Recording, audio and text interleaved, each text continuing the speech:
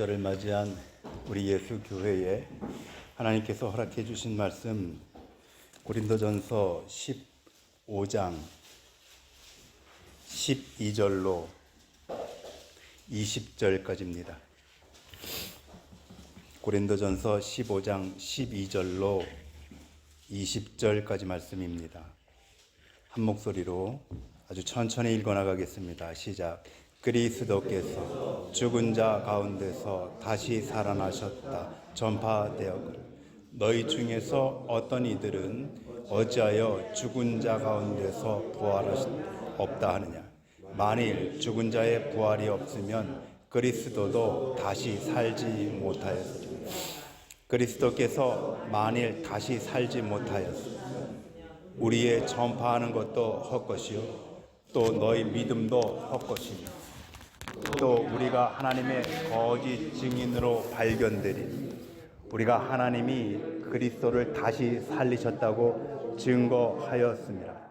만일 죽은 자가 다시 사는 것이 없으면 하나님이 그리스도를 다시 살리지 아니하시고 만일 죽은 자가 다시 사는 것이 없으면 그리스도도 다시 사는 것이 없었을 터이요 그리스도께서 다시 사는 것이 없으면 너희의 믿음도 헛것이고 너희가 여전히 죄 가운데 있을 것이요 또한 그리스도 안에서 잠자는 자도 망하였으리니 만일 그리스도 안에서 우리의 바라는 것이 다만 이생뿐이면 모든 사람 가운데 우리가 더욱 불쌍할지니 그러나 이제 그리스도께서 죽은 자 가운데서 다시 살아나셨다.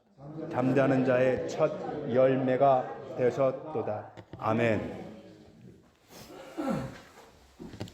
부활절을 맞이한 오늘 저는 여러분과 함께 사나 죽으나 오직 예수라는 제목으로 하나님의 말씀을 생각해 보겠습니다. 지난 수요일입니다. 서울시립승화원이라는 화장터에서 저희 어머니의 그 화장장이 있었습니다. 서울시에서 운영하는 이 서울시립승화원이라는 화장터는 하루에 150분의 분을 화장하는 대한민국에서 가장 큰 화장터입니다. 그러다 보니 화장터의 주차장에는 유족들과 그리고 장의 차량들이 가득했고 그 화장터에는 정말로 많은 유족들로 붐볐습니다. 많은 사람들이 모여 있었는데 대부분 침통한 얼굴이었고 또 어떤 이들은 울부짖었습니다. 그곳에서 온종일 저의 마음 가운데 떠나지 않는 하나님의 말씀이 있었습니다. 그것은 바로 오늘 우리가 읽은 이 고린도전서에 있는 말씀. 만일 죽은 사람이 다시 사는 그 부활이 없다면 우리는 이 세상에서 가장 불쌍한 사람들일 것이다 라고 하는 것이었습니다. 이 말은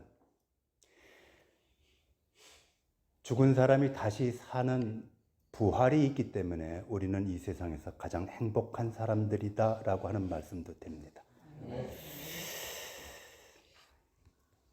오늘 제가 여러분과 함께 나누는 이 설교는 그날 화장터에서 죽음과 부활을 묵상하면서 한쪽 구석에서 정리한 원고입니다.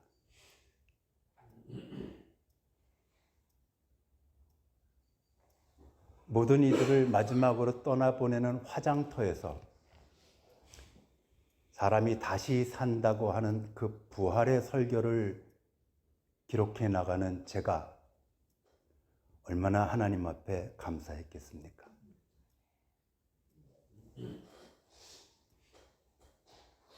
이제부터 남은 하루하루의 삶이 그리고 여러분들의 삶이 마치 그 화장터에서 부활의 설교를 준비했었던 저와 저처럼 그와 같은 삶을 사시기를 축복해 드립니다. 오늘 저는 사람이 죽으면 그 다음부터 무슨 일이 일어나는가에 대해서 제가 할 수 있는 한 가장 짧고 간단한 두 가지를 말씀을 드리려고 합니다. 이 부활에 관한 것은 정말로 신학적으로도 깊고 넓고 커서 한두 번의 설교나 한두 권의 책 갖고 접근이 가능하지 않습니다. 그런데 제가 그날 그 자리에서 생각했었던 것이 저 수많은 유족들에게 예수 그리스도의 복음, 이 부활을 만일 전한다면은 나는 무슨 말로 저들에게 요약된 사람이 죽으면 그 순간부터 무슨 일이 일어나는지 그들이 이해할 수 있는 언어로 말을 해준다면 무엇이 있을까 하는 생각으로 묵상하고 기록한 설교입니다.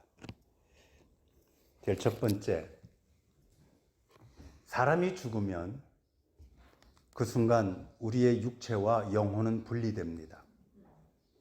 지금부터 제가 드리는 모든 말씀은 제가 배운 신학과 그리고 제가 들고 있는 성경 66권 이 속에 분명히 반듯하게 근거가 되어 있다는 것을 기본으로 말씀을 드립니다. 그래서 혹시라도 그러한 것들이 궁금하시면 언제든지 성경에 있는 모든 말씀들을 들어서 여러분들에게 설명해 드릴 수 있습니다. 그러나 모든 말씀들을 오늘은 다 찾지 않겠습니다. 너무 시간이 많이 걸리기 때문에 그렇습니다. 사람이 죽으면 어떻게 된다고요, 여러분? 첫째, 육체와 영혼이 분리됩니다. 육체라고 하는 것은 지금 우리의 몸, 그리고 몸 속에 담겨진 마음, 생각까지 포함한 육체를 말하는 겁니다. 그 육체는 흙으로 돌아갑니다. 창세기 3장에 너희는 흙이니 흙으로 돌아갈지니라 라고 말씀하셨던 그 하나님의 말씀, 하나님의 정하신 법칙 그대로입니다. 그래서 관이 됐든 뭐가 됐든 흙으로 돌아가지 말라고 꽁꽁 싸매고 돌로 막 케이스를 만들고 그렇게 해봐야 소용없습니다. 빨리 흙으로 돌아갈 수 있도록 흙에 풀어놔 주는 것이 가장 좋은 겁니다. 너희는 흙이니 흙으로 돌아갈지어다. 여기서 흙이라고 하는 것은 우리가 밟고 다니는 땅에 있는 그 흙 아닙니다. 여기서의 흙은 먼지 또는 아무것도 없다라고 하는 뜻입니다. 하나님은 우리를 무엇으로 만드셨습니까? 흙으로 만드셨습니다. 땅에 있는 흙을 집어서 그것을 재료로 만들지 않으셨습니다. 하나님은 우리를 만들 때 아무것도 없는 것을 가지고 만드셨습니다. 하나님은 사람을 만들기 위한 어떤 재료가 필요하신 분이 아니셨습니다. 하나님은 아무것도 없는 것을 가지고 온 우주 만물을 만드시고 사람을 창조하셨습니다. 아멘. 말씀 하나로 선포하실 때마다 하나하나 다 창조되기 시작했었다는 것이죠.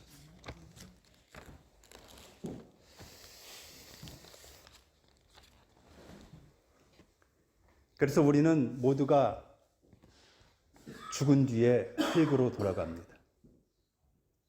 어떤 이들은 한 줌의 죄로 사라지고 어떤 이들은 땅에서 썩어서 사라질 겁니다.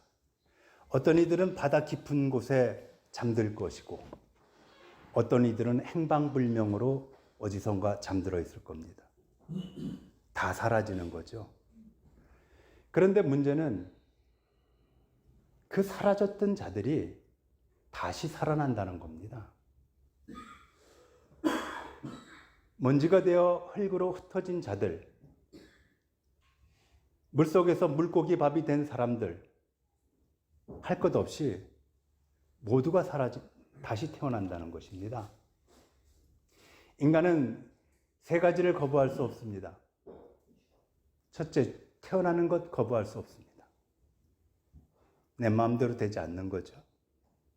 둘째, 죽는 거 내 마음대로 되지 않습니다. 내가 거부한다고 될 일 아니죠. 세 번째, 다시 태어나는 것을 거절할 수 없습니다. 인간은 누구나 다 다시 태어납니다.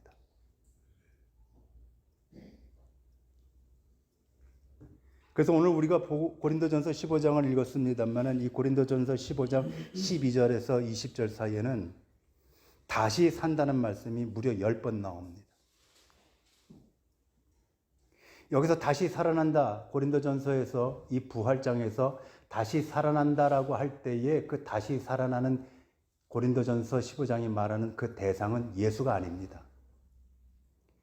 예수가 다시 태어나는 일은 우리들에게 너무나도 신비롭고 충격적이고 대단한 일이지만 예수가 다시 태어나는 것은 성경에서 그다지 중요하지 않습니다. 그러면 예수가 태어나는 것, 예수가 부활한 것 말고 뭐가 도대체가 중요한 것이냐? 우리가 다시 태어나는 것이 중요한 겁니다. 우리는 영원히 죽고 사라졌는데 예수가 부활한 것이 나와 무슨 상관이 있습니까? 나는 죽게 내버려 두고 영원히 사라져 버렸는데 예수가 무덤에서 부활했다면 우리가 그 예수를 믿어야 합니까? 그런 예수는 믿을 필요가 없어요. 예수의 부활이 나의 부활과 상관이 있어서 예수의 부활이 기쁜 겁니다. 아멘. 그래서 오늘 본문 말씀을 보게 되면은 이렇게 되어 있어요. 20절에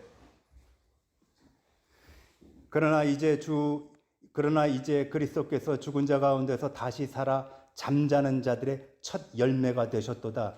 이 말씀은 예수가 다시 태어나는 것으로 인해서 너희들이 다시 태어난다는 증거물이 되어 주셨다는 뜻입니다. 예수가 다시 태어나는 것이 감사한 것이 아니라 그분이 증거물이 되어 주심으로 우리가 다시 부활하게 된 것이 감사한 것, 이것이 부활절에 우리가 기억해야 되는 말씀인 것이죠.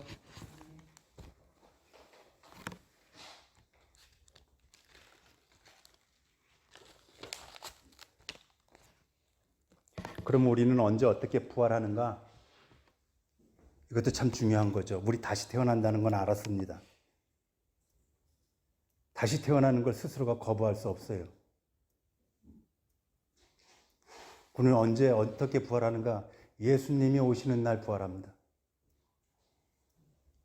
예수님이 이 땅 가운데 심판하러 오시기 때문에 그때 부활한다는 겁니다.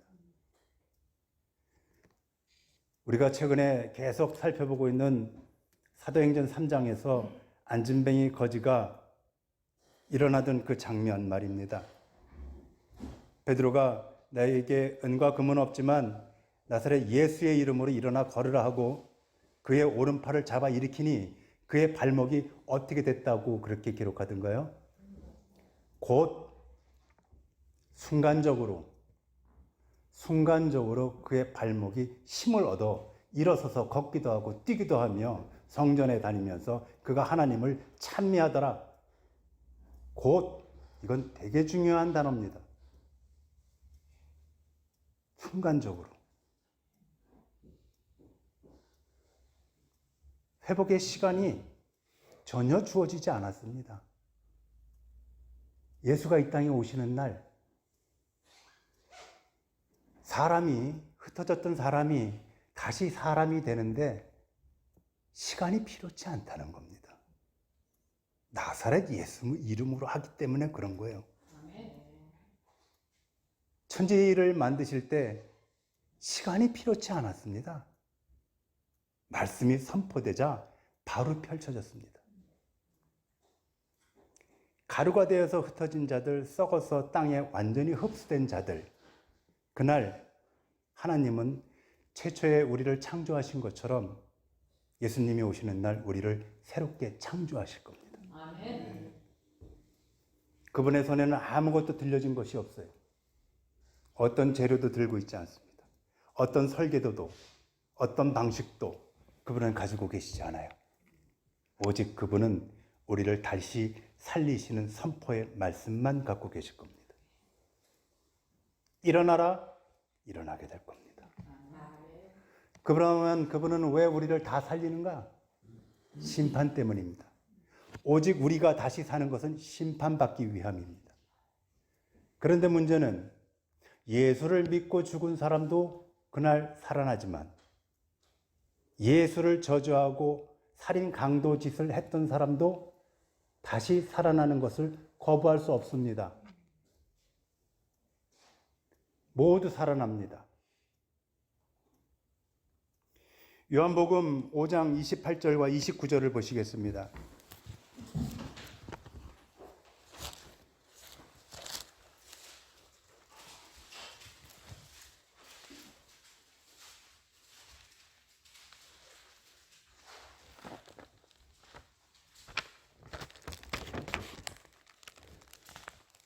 28절과 29절 찾으셨으면 한 목소리로 읽습니다. 시작. 이를 기여 무덤 속에 있는 자가 다 그의 음성을 들을 때가 선한 일을 행한 자는 생명의 부활로 악한 일을 한 자는 심판의 부활로. 아멘. 집사님도 부활하시고 살인 강도도 부활합니다. 선한 일을 한 사람, 착한 일을 한 사람이 아니라 선한 목자 예수를 따라간 사람,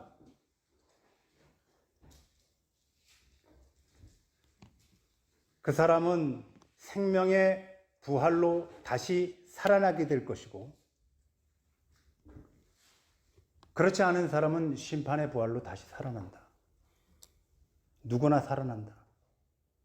태어나는 것보다, 이 세상에 태어나는 것보다 예수님이 오시는 날 살아나는 것이 더 겁나는 겁니다.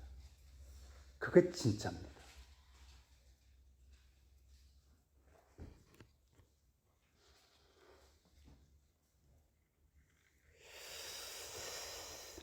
심판 때문에 그날 모든 심판은 이루어질 겁니다. 그래서 행여나 여러분들 이런 생각은 하지 마십시오. 예수 믿는 나는 왜 이렇게 힘들고 고달프고 어려움이 많은데 예수 안 믿는 저 사람은 어떻게 저렇게 로또 맞고 뻥뻥거리고 저렇게 건강하고 자식들은 이 대학에 붙었다 저 대학에 붙었다 그런 소리 들리는데 내 자식들은 왜 이러냐? 내 몸은 왜 이렇게 아픈 거냐 도대체? 저 사람들은 그러니 나는 예수 믿을 맛이 나지 않는다. 교회 다닐 맛이 안 난다. 예수 없다. 예수 있는데 내가 왜 이렇게 됐겠느냐? 안 된다 이 말입니다. 왜? 그것은 예수님이 이 땅에 오셔서 심판하실 때 알아서 다 하실 것이다는 거예요. 예수님은 이 땅에서 심판하지 않습니다. 예수님의 심판은 남겨져 있기 때문에 그래요. 예수님의 옳고 그른 것은 이 땅에서 우리가 눈에 보이도록 확연하게 드러나지 않습니다. 그날 모든 것이 확연하게 드러날 겁니다. 너의 마음속에 이중 삼중의 마음으로 겉으로는 웃었지만 속으로 저주했었던 네 마음이 예수님 오시는 그날 확연하게 갈라질 겁니다. 선명하게 보여주실 겁니다. 그래서 우리는 늘 두려운 마음으로 살아야 하는 거예요. 그렇게 살으려고 합니다.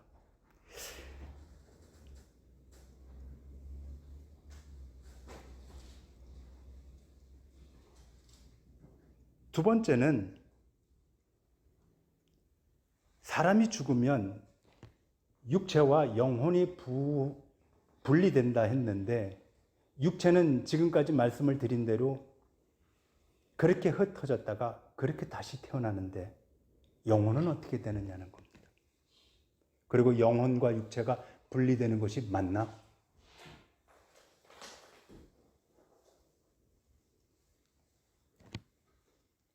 여기서의 영혼은 하나님께서 사람을 창조하실 때 그의 코에다가 후 하고 불어넣어 주셨던 호흡을 말합니다. 푸뉴마. 진짜 생명입니다. 영혼은 하나님을 그리워하고 하나님을 사랑하고 공동체를 사랑하고 예수 믿는 그런 마음들을 말하는 겁니다. 진짜 생명입니다. 하나님의 생명과 똑같은 생명입니다. 그런데 사람이 죽는 즉시 이 영혼은 하나님에게로 돌아갑니다. 어디로요? 다시 시작. 이 영혼은 어디로요? 시작. 수많은 교회 다니는 사람들을 많이 만났지만 지금 제가 드리는 설교를 이 자리에서 5분 스피치 하실 수 있는 분을 거의 못 봤습니다. 정리를 잘 하셔야 할 겁니다. 내 죽음을 이해하고 내 가족의 죽음을 이해하고 하나님을 이해하고 죽은 뒤에 내가 어떻게 처리되는가를 이해하고 죽음을 이해하는 것은 곧 내가 살아가는 이 삶을 이해하고 인생을 이해하는 길이기 때문에 그렇습니다. 그래서 이게 잘 정리되어 있어야 합니다. 단언컨대 영혼과 육체의 분리와 영혼의 소속을 다시 설교 단위에서 듣기란 매우 어려우실 겁니다. 어느 유튜브에도 이것만을 잘라서 이야기하는 설교는 존재하지 않을 겁니다.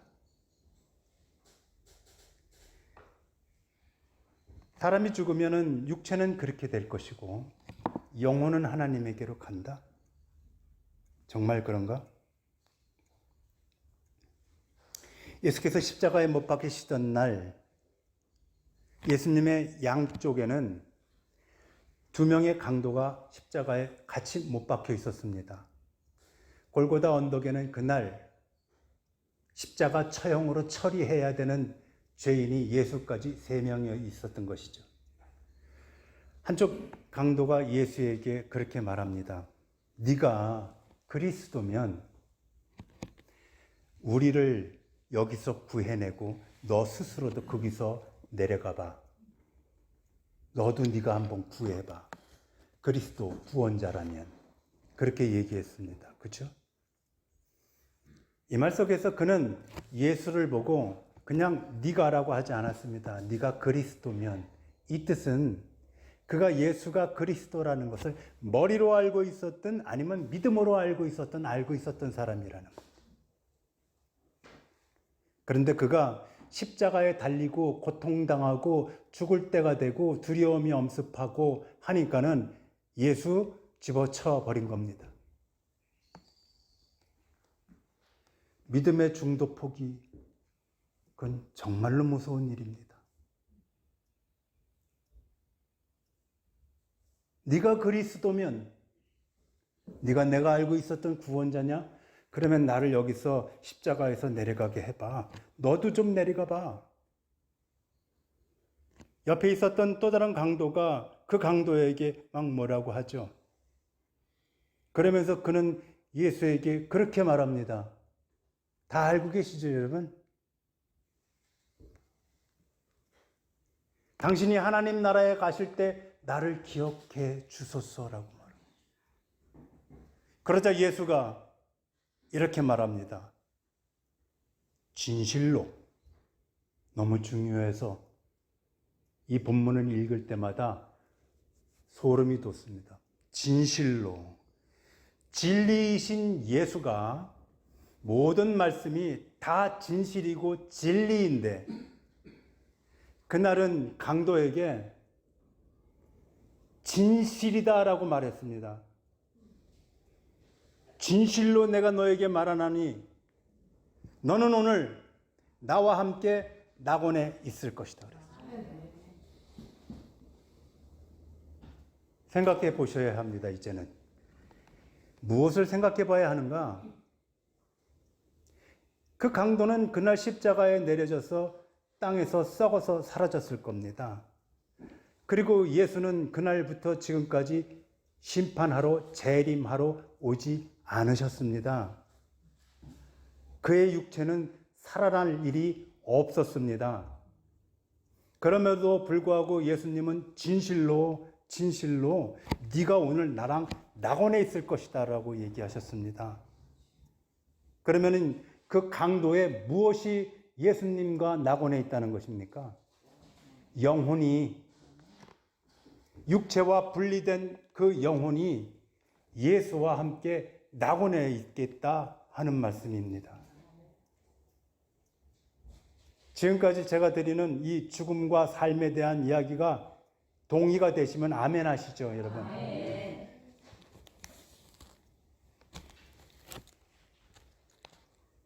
사도 바울은 늘 그런 말을 입에 달고 살았습니다. 특별히 빌립보서와 고린도 후서에서 그렇게 말씀하십니다. 몸을 떠나서 예수와 함께 있는 것이 훨씬 좋다. 빌립보서 1장 3절에서 하신 말씀이에요.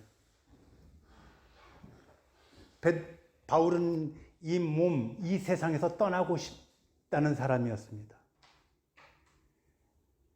바울은 고생한 사람입니다. 몸도 아프고 가난한 병이었고 핍박받고 어디 가나 손가락질 당하고 야유당하던 사람이었습니다. 그렇기 때문에 나는 사는 게 싫다 이런 비관적 언어가 아니라 나는 내 영혼이 예수와 함께 낙원에서 있는 것이 너무너무 그립고 좋아서 나는 빨리 이 세상 떠나고 싶다. 고통스러워서가 아니라 그분과 같이 낙원에서 있는 것을 생각을 해보면 나는 이 땅에서 살고 싶지가 않아야. 그게 빌립보서 1장 3절의 말씀이에요.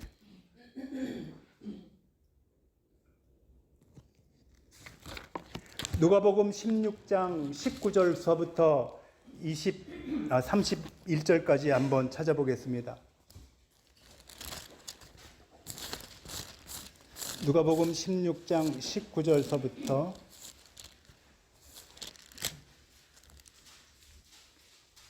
마지막 31절까지. 여러분 중에 혹시 현대어 성경이나 현대인의 성경이나 쉬운 성경 들고 계신 분 계십니까? 지금? 그렇지 않습니까? 예. 그건 성경 어떤 버전이십니까? 쉬운 성경이십니까? 쉬운 성경? 그러면은 김주찬 성도님 잠시 이리 나오셔요. 그 책 들고 나오십시오.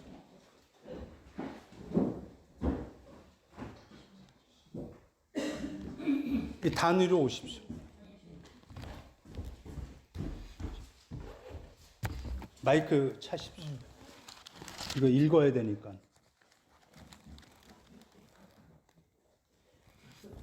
여기 딱 쓰시고. 제가 찾아드릴게요. 16장 19절서부터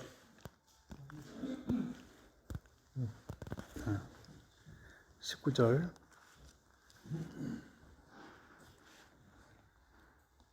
아, 이거 요한복음 찾으셨구나. 누가복음. 네. 당황스럽게 하는 성도.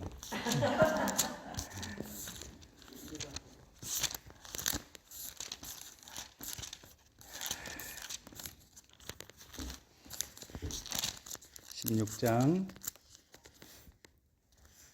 19절서부터 여기까지입니다. 이게 잘 보이시긴 하죠?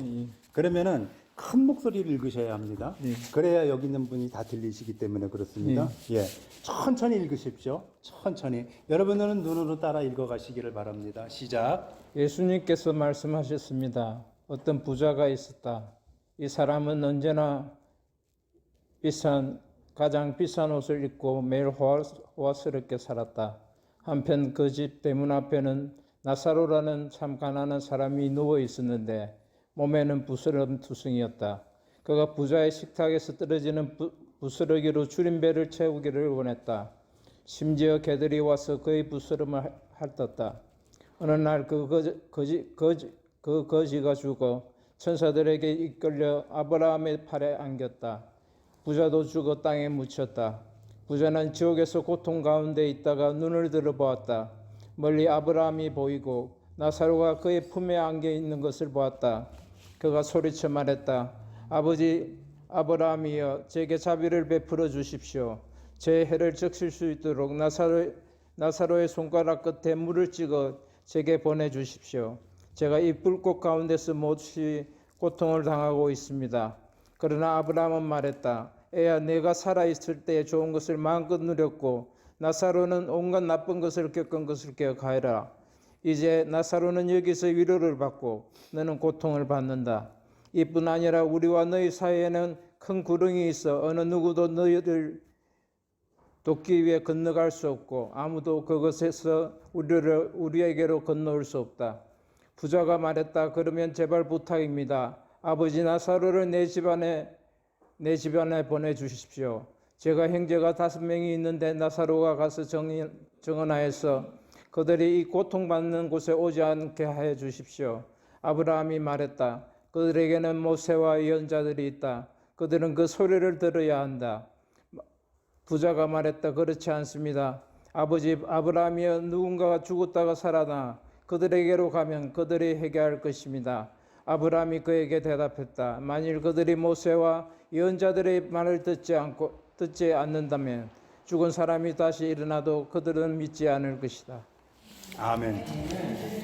여러분 박수로 네, 고맙습니다.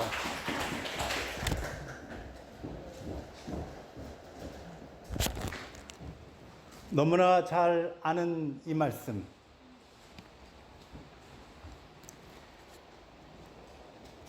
누구에게나 찾아오는 죽음인 것처럼 부자도 죽었고 거지 나사로도 죽었습니다. 그런데 죽음은 똑같은데 그들이 도착한 지점은 다릅니다.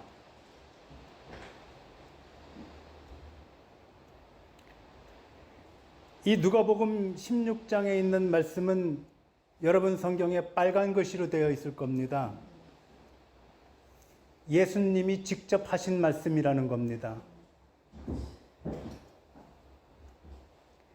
거지와 나사로가 도착한 곳이 너무나도 극명하게 다릅니다. 그 둘 사이에는 너도 올 수 없고 나도 너에게 갈 수 없는 어마무시한 우주 공간이 펼쳐져 있다는 것이죠. 거지 나사로는 죽어서 그의 영혼이 낙원에 가 있습니다. 부자는 낙원이 아닌 게헨나, 지옥에 가 있습니다. 오래전에 제가 여러분에게 게헨나에 대해서 말씀을 드린 기억이 납니다. 게헨나, 헬라어인데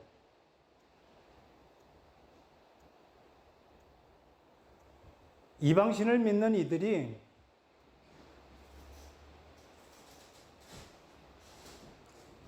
살아있는 동안에 어떻게 해서든지 잘 먹고 잘 살아보겠다고 그의 이방신들을 믿으면서 짐승 제물을 바치는 것이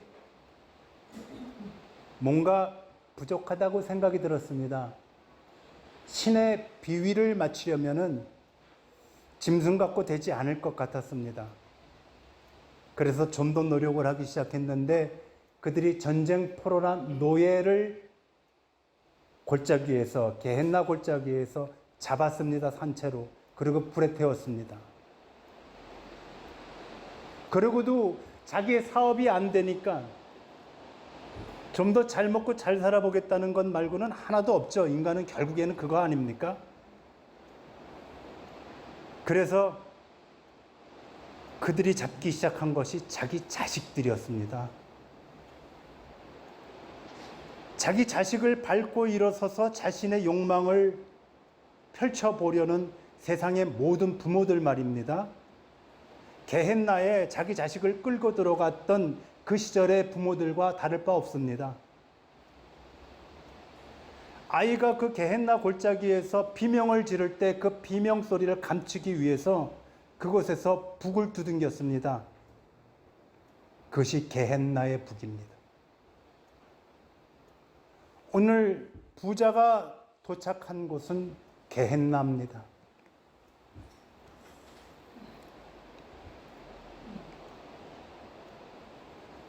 사람이 죽으면 어떻게 되는가? 육체는 육체대로 하나님께서 알아서 처리하실 겁니다. 언젠가 살려내시고 심판하실 겁니다. 그 심판 때에 하나님 앞으로 가는, 낙원으로 가는 그 육체는 완전한 육체가 될 겁니다. 눈물 흘리지 않습니다. 그래서 천국에는 눈물이 없다는 겁니다. 비탄한 슬픔도 없답니다. 절름발이가 절름거리지 않을 겁니다. 내 몸속에 암을 가지고 있었던 분이 암을 가지고 낙원에 갈 일이 없습니다. 완전한 육신과 이처럼 혼란스러운 정신머리, 마음, 더러운 내 마음, 그런 거 없습니다. 육체와 함께 사라져서 새 마음으로, 새로운 육체로 우리는 낙원으로 갑니다.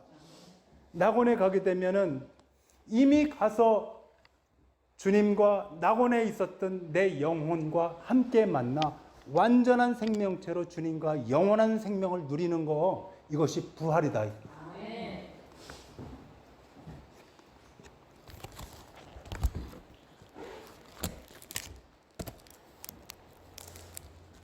고린도전서 15장 마지막 22절을 읽으면서 오늘 말씀을 마치려고 합니다.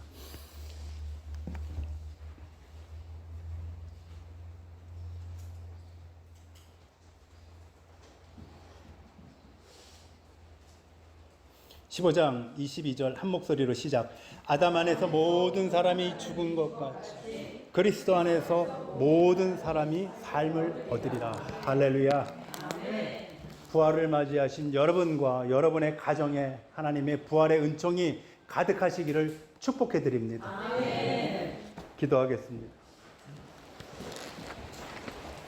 거룩하신 하나님, 예수께서 무덤에서 일어나시던 날, 그날은 예수님처럼 우리들도 무덤에서 일어나게 될 것이라는 것을 선포하시는 날이었습니다.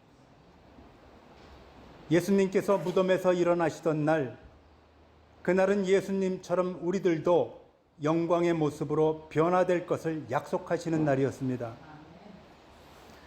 우리와 단 한순간도 헤어지거나 떨어져 지내지 않으시는 하나님, 지금도 우리와 함께 계시는 하나님은 우리들이 이 땅에서 죽음을 맞이하는 날 한순간도 우리를 고아처럼 내버려 두지 않으시고 우리의 영혼을 아버지가 계시는 낙원으로 이끌어 올리셔서 아버지와 함께 영원한 안식과 평안함으로 품어주신다는 이 말씀이 오늘 우리에게 큰 소망과 위로가 됩니다. 죽음이 끝이 아니요 시작이라는 것을 알았으니 그 영원한 시작을 위해서라도 이 땅에서 믿음 가지고 소망 가지고 바르고 굳세게 살아가게 해 주십시오. 부활주의를 허락해 주신 하나님께 감사드리며 부활하신 예수님의 이름으로 기도드렸나이다. 아멘.